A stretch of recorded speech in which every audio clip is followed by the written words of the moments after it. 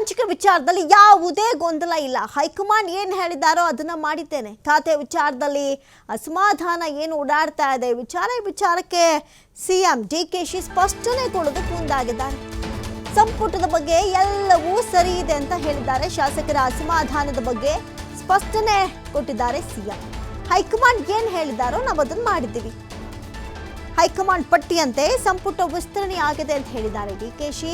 ಖಾತೆ ವಿಚಾರದ ಅಸಮಾಧಾನಕ್ಕೆ ಸಿಎಂ ಡಿಕೆಶಿ ಸ್ಪಷ್ಟನೆ ಕೊಟ್ಟಿದ್ದಾರೆ.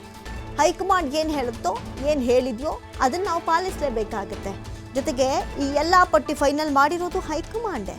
ಇನ್ನು ಶಾಸಕರಿಗೆ ಅಸಮಾಧಾನದ ವಿಚಾರಕ್ಕೆ ಸಂಬಂಧಪಟ್ಟಂತೆ ನಾನಾ ರೀತಿಯ ಸ್ಟೇಟ್ಮೆಂಟ್ಗಳು, ರಾಜೀನಾಮೆ ಕೊಡ್ತೀವಿ ಅಂತ ಹೇಳೋದು, ಪ್ರತಿಭಟನೆಗಳು ನಡೀತಾ ಇರೋದು, ಜೊತೆಗೆ ಅವರವ್ರ ಬೆಂಬಲಿಗರನ್ನ ಅವರೇ ಪಾಪ ಕಂಟ್ರೋಲ್ ಮಾಡ್ಕೊಳ್ಬೇಕಾಗುತ್ತೆ, ಅನಿವಾರ್ಯ. ಇದು ಹೈಕಮಾಂಡ್ ಹೇಳಿರೋದು, ಹೈಕಮಾಂಡ್ಗೆ ತದ್ವಿರುದ್ಧವಾಗಿ ಹೆಂಗೆ ನಡ್ಕೊಳ್ತೀರಿ ಅನ್ನುವಂಥ ಇಂಡೈರೆಕ್ಟ್ ಪ್ರಶ್ನೆ ಇದೆ ಇಲ್ಲಿ. ಖಾತೆ ವಿಚಾರದ ಅಸಮಾಧಾನಕ್ಕೆ ಸಿಎಂ ಡಿಕೆಶಿ ಸ್ಪಷ್ಟನೆ. ಸಂಪುಟದ ಬಗ್ಗೆ ಎಲ್ಲವೂ ಸರಿ ಇದೆ ಅಂತ ಹೇಳಿದ್ದಾರೆ. ಶಾಸಕರ ಅಸಮಾಧಾನದ ಬಗ್ಗೆ ಸ್ಪಷ್ಟನೆ ಕೊಟ್ಟಿದ್ದಾರೆ ಸಿಎಂ ಡಿಕೆ ಶಿವಕುಮಾರ್. ನೋಡಿ, ಸಚಿವ ಸ್ಥಾನಕ್ಕೆ ಸಂಬಂಧಿಸಿದಂತೆ ಹೈಕಮಾಂಡ್ ಡಿಸಿಷನ್ನೇ ಫೈನಲ್. ಅವರ ಮಾರ್ಗದರ್ಶನದಂತೆಯೇ ನಡೆದುಕೊಂಡಿದ್ದು, ಆ ಪ್ರಕಾರವೇ ಪ್ರಮಾಣ ವಚನ ಕೂಡ ನಡೆದಿದೆ ಅಂತ ಹೇಳಿ ಮುಖ್ಯಮಂತ್ರಿ ಡಿಕೆ ಶಿವಕುಮಾರ್ ಸ್ಪಷ್ಟಪಡಿಸಿದ್ರು. ಹೈಕಮಾಂಡ್ ಏನು ಹೇಳುತ್ತೋ, ಏನು ಸಂದೇಶವನ್ನು ಕೊಡುತ್ತೋ ನಾವು ಅದನ್ನು ಪಾಲನೆ ಮಾಡಿದ್ದೀವಿ ಅಷ್ಟೇ, ಅದನ್ನು ಪಾಲನೆ ಮಾಡೋದಷ್ಟೇ ನಮ್ಮ ಕೆಲಸ ಅಂತ ಮುಖ್ಯಮಂತ್ರಿ ಡಿಕೆ ಶಿವಕುಮಾರ್ ಹೇಳಿದರು.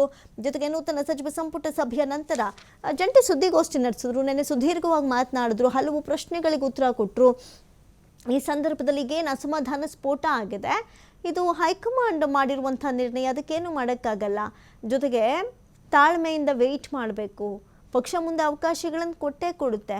ಇವಾಗ ಪರಿಸ್ಥಿತಿಗೆ ತಕ್ಕಂತೆ ಜೊತೆಗೆ ಎಲ್ಲವಾರು ಅಂದರೆ ಪ್ರಾದೇಶಿಕ, ಜಾತಿ, ಜೊತೆಗೆ ಸ್ಥಳೀಯ ಮಟ್ಟದಲ್ಲಿ ಎಲ್ಲವನ್ನ ಗುರ್ತಿಟ್ಕೊಂಡೇ, ಕೇಂದ್ರ ಎಲ್ಲವನ್ನ ಗಮನದಲ್ಲಿ ಇಟ್ಕೊಂಡೇ ಹೈಕಮಾಂಡ್ ಇಂಥದ್ದೊಂದು ನಿರ್ಣಯವನ್ನು ಕೈಗೊಂಡಿದೆ. ಹೈಕಮಾಂಡ್ ಯಾವ ಪಟ್ಟಿಯನ್ನು ಕಳಿಸುತ್ತೋ ಅದಕ್ಕೆ ಸಹಿ ಹಾಕಿ ರಾಜ್ಯಪಾಲರಿಗೆ ಕಳಿಸಿದ್ದೀವಿ ಅಷ್ಟೇ, ಅದೇ ನಮ್ಮ ಕೆಲಸ, ಅಷ್ಟೇ ನಮ್ಮ ಕೆಲಸ. ಏನೇ ಡಿಸಿಷನ್ ತೊಗೊಂಡ್ರು ಅದು ಹೈಕಮಾಂಡ್ ತೆಗೆದುಕೊಂಡಿರುತ್ತೆ.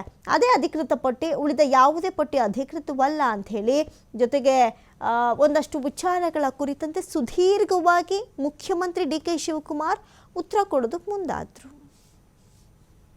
ಬಹಳ ಜನ ಇದ್ರು, ಬಹಳ ಕೇಪಬಲ್ ಜನ.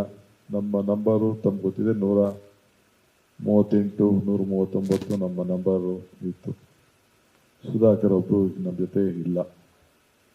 ಸೊ ದೊಡ್ಡ ಪಕ್ಷ, ಸೊ ಬಹಳ ಆಸೆ ಬೇಕಾದ ಜನಕ್ಕಿತ್ತು. ಎಲ್ಲರೂ ಎಲಿಜಿಬಲ್ ಇಲ್ಲ ಅನ್ನೋರು ಯಾರು ಇಲ್ಲ ಇಲ್ಲಿ. 138 ಜನನು ಎಲಿಜಿಬಲ್ ಇದ್ರು. ವಿಧಾನ ಪರಿಷತ್ ಸದಸ್ಯರು ಎಲಿಜಿಬಲ್. ಸೊ ನಮ್ಮ ಪಾರ್ಟಿ ಒಂದು ತೀರ್ಮಾನ ಮಾಡಿ ಒಂದು ಡಿಸಿಷನ್ ಕೊಟ್ಟಿದ್ದಾರೆ. ನಾವೆಲ್ಲ ಬದ್ಧರಾಗಿದ್ದೇವೆ. ಹಿಂದೆ ಕೂಡ ನಾನು ಪರಮೇಶ್ವರ್ ಅವರು MLA ಆಗಿ ಬಂದಾಗ ವೀರೇಂದ್ರ ಪಾಟೀಲ್ ಮುಖ್ಯಮಂತ್ರಿಗಳು, ಬಂಗಾರಪ್ಪನವರು ಕ್ಯಾಬಿನೆಟ್ ಇರಲಿಲ್ಲ, ಇವರು ಮಲ್ಲಿಕಾರ್ಜುನ್ ಖರ್ಗೆ ಅವರು ಕ್ಯಾಬಿನೆಟ್ ಇರಲಿಲ್ಲ, ಧರ್ಮಸಿಂಗ್ ಇರಲಿಲ್ಲ, ಲಕ್ಕಪ್ಪನವ್ರು ಇರಲಿಲ್ಲ, ಇಂಥವೆಲ್ಲ ಬೇಕಾದಷ್ಟು ಜನ ಸೀನಿಯರ್ಸ್ ಎಲ್ಲ ಕೂಡ ಇರಲಿಲ್ಲ.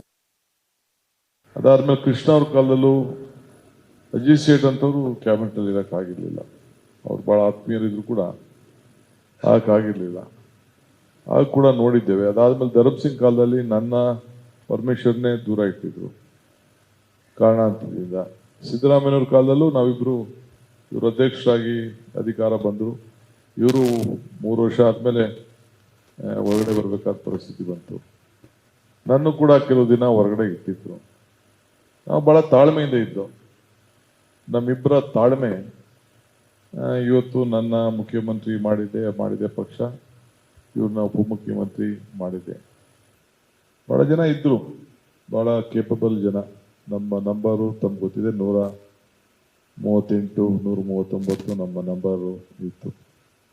ಸುಧಾಕರ್ ಒಬ್ಬರು ನಮ್ಮ ಜೊತೆ ಇಲ್ಲ. ಸೊ ದೊಡ್ಡ ಪಕ್ಷ, ಸೊ ಬಹಳ ಆಸೆ ಬೇಕಾದ ಜನಕ್ಕಿತ್ತು.